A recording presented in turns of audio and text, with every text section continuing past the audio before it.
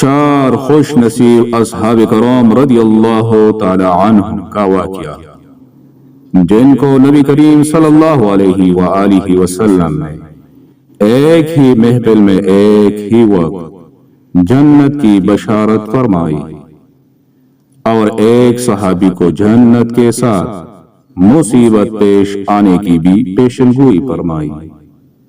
وہ چار عظیم صحابہ کرام کون تھے؟ آئیے اس ویڈیو میں جانتے ہیں۔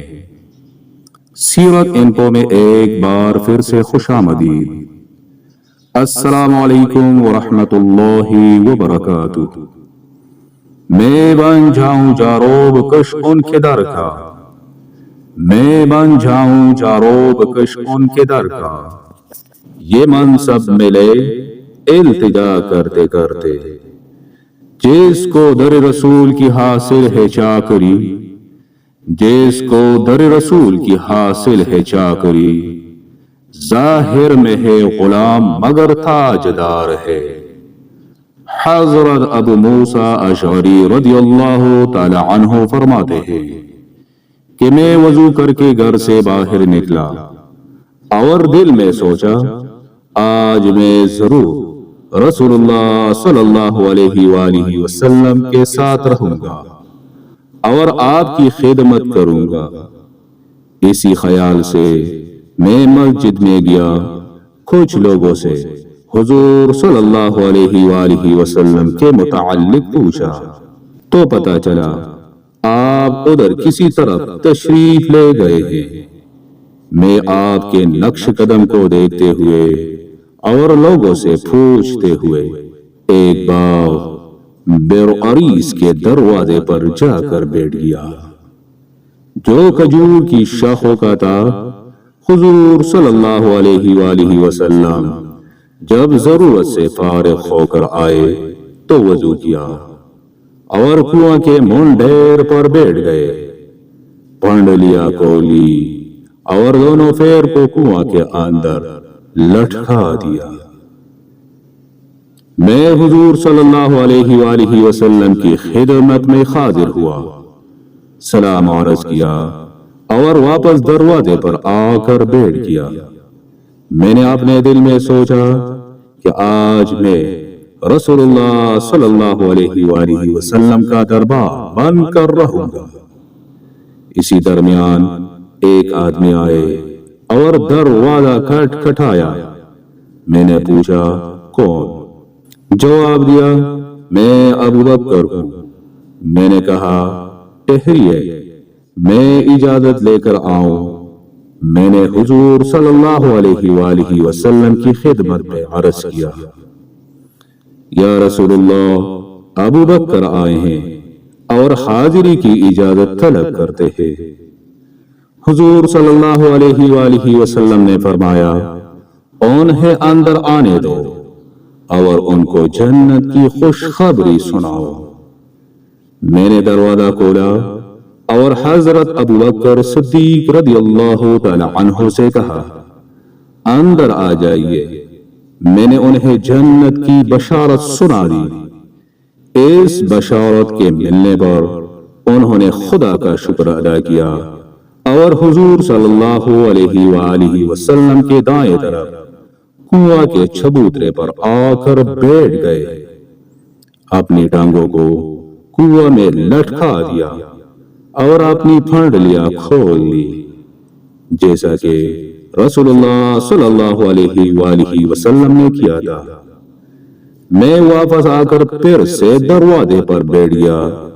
اسی درمیان ایک اور آدمی آئے اور دستک دیا۔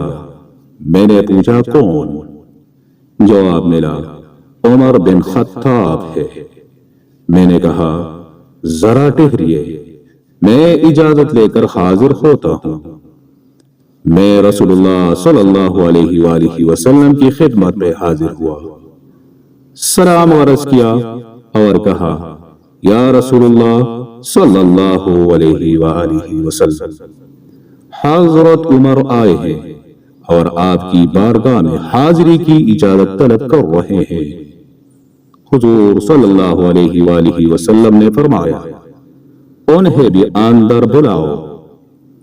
ان کو بھی جنت کی بشارت دو۔ میں نے دروازہ کھولا اور کہا اندر آ جائیے۔ رسول اللہ صلی اللہ علیہ وآلہ وسلم نے آپ کو جنت کی بشارت دی ہے۔ اس بشارت پر حضرت عمر رضی اللہ تعالی عنہ نے اللہ رب العزت کا شکریہ ادا کیا۔ اندر داخل ہوئے اور کنواں کے چبوترے پر آ کر رسول اللہ صلی اللہ علیہ وآلہ وسلم کے بائیں جانب بیٹھ گئے اور انہوں نے بھی اپنے دونوں پیروں کو کنواں میں لٹکا دیا۔ پھر میں وہاں سے چلا اور اپنی جگہ پر واپس آ کر بیٹھ گیا۔ میں اپنے دل میں اپنے اس بھائی کے متعلق سوچنے لگا جو میرے ساتھ آنا چاہتے تھے۔ ایک کاش اللہ کے فضل سے وہ بھی یہاں آ جاتے اور جنت کی بشارت پا لیتے، مگر اسی درمیان کسی نے دروازہ ہلایا۔ میں نے پوچھا کون ہے؟ جواب ملا عثمان بن غفان۔ میں نے ان سے بھی کہا ذرا ٹھہریے، میں رسول اللہ صلی اللہ علیہ وآلہ وسلم کی خدمت میں حاضر ہوا اور عرض کیا یا رسول اللہ، حضرت عثمان آئے ہیں اور آپ سے ملاقات کی خواہشمند ہے۔ رسول اللہ صلی اللہ علیہ وآلہ وسلم تھوڑی دیر خاموش رہے، پھر فرمایا حضرت عثمان کو اندر آنے دو اور انہیں بھی جنت کی بشارت دو، لیکن ایک مصیبت کے ساتھ جو ان کو پہنچے گی۔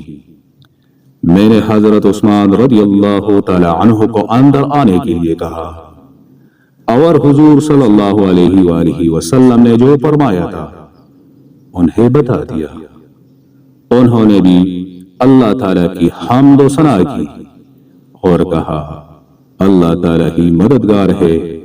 وہ اندر داخل ہوئے اور چبوترے کو بڑا دیکھ کر دوسری جانب بیٹھ گئے۔ حضرت ابو موسیٰ اشعری دلی خواہش کا اظہار کر رہے ہیں کہ اے کاش ان کے بھائی آ جاتے تو بھی جنت کی بشارت پا لیتے۔ فَاعْتَبِرُوا يَا أُولِي الْأَبْصَارِ، وہ تو نہایت سستا سودا بیچ رہے ہیں جنت کا، وہ تو نہایت سستا سودا بیچ رہے ہیں جنت کا۔ ہم مفلس کیا مول چکائے، اپنا ہاتھ ہی خالی ہے۔